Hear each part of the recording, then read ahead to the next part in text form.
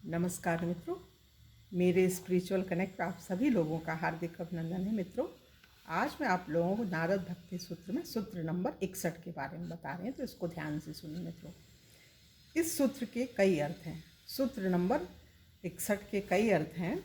सर्वप्रथम, भक्त को अपने सांसारिक स्थिति के संबंध में चिंता नहीं करनी चाहिए।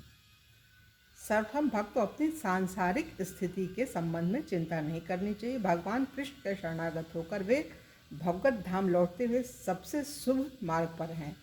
यदि उसे आर्थिक हानि या बुरे स्वास्थ्य की पीड़ा भी हो तो वह समझता है कि भगवान कृष्ण उसे उसकी पूर्व पापपूर्ण क्रियाओं हेतु नाम मात्र का दंड दे रहे हैं, और इस प्रकार वह विघ्नों के बावजूद भक्तिमय सेवा में अविचल रहते हुए हानियों को आध्यात्मिक संपदाओं में बदल देता है।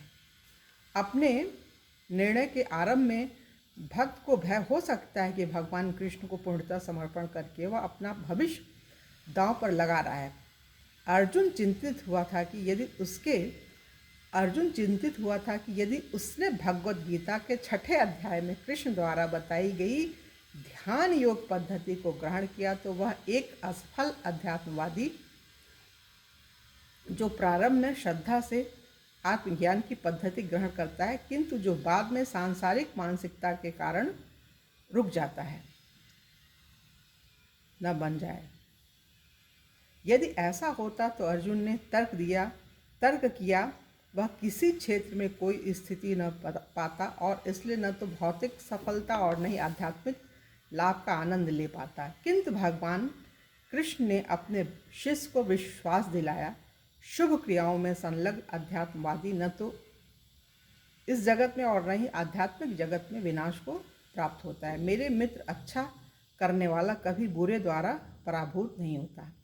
यदि भक्त पूर्ण समर्पण के अपने प्रयास में कम भी पड़ जाए तो उसके द्वारा संपन्न किसी भी भक्तिमय सेवा को नित्य उसी के पक्ष में गिना जाएगा। मृत्यु के समय व्यक्ति की भौतिक सफलता हर ली जाती है, किंतु जो कुछ भक्तिमय सेवा उसने की है, चाहे असफलतापूर्वक भी, वह उसके अगले जन्म हेतु लाभ है। ये बड़ी विशेष चीज़ है मित्रों, इसको पुनः सुनिएगा।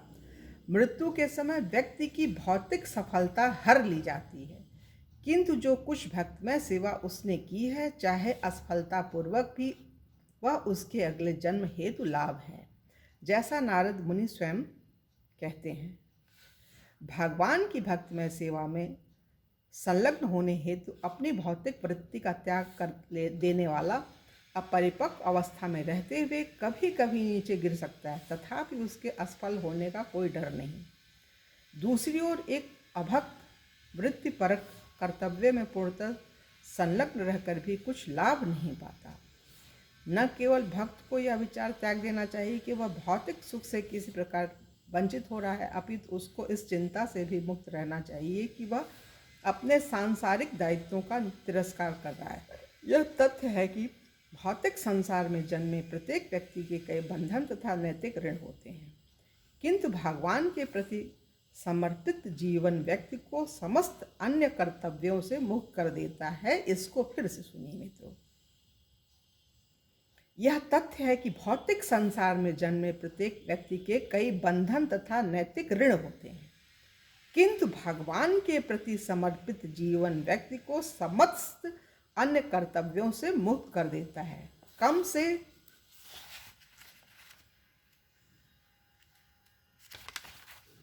कम भगवान के दृष्टिकोण से जिस किसी ने अन्य समस्त कर्तव्यों को त्याग कर मुक्ति प्रदाता मुकुंद के चरण कमलों का आश्रय ग्रहण किया है एवं पूर्ण गंभीरता से इस पथ को स्वीकार किया है, उसके लिए देवताओं, ऋषियों, सामान्य जीवों, परिवार के सदस्यों, मनुष्यों या पितरों के प्रति न तो कोई कर्तव्य है और न ही कोई ऋण। ये बहुत बड़ी चीज़ है मित्रों, इसी का डर हर व्यक्ति को रहता है। यदि किसी गंभीर भक्त पर दायित्वहीन होने का आरोप लगाया जाता हो या यदि उसका जीवन संकट में हो एवं ऐसा प्रतीत होता हो कि इसका कारण भगवान कृष्ण में उसके समर्पण का प्रयास है, तो भगवान की कृपा हेतु प्रार्थना करने के अतिरिक्त उसके पास कोई रास्ता नहीं।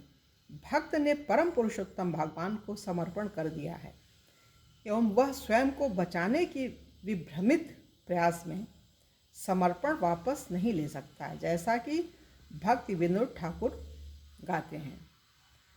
अब यदि तुम चाहो तो मुझे मार दो, अब यदि तुम चाहो तो मुझे मार दो, अथवा यदि तुम चाहो तो मुझे संरक्षण दो।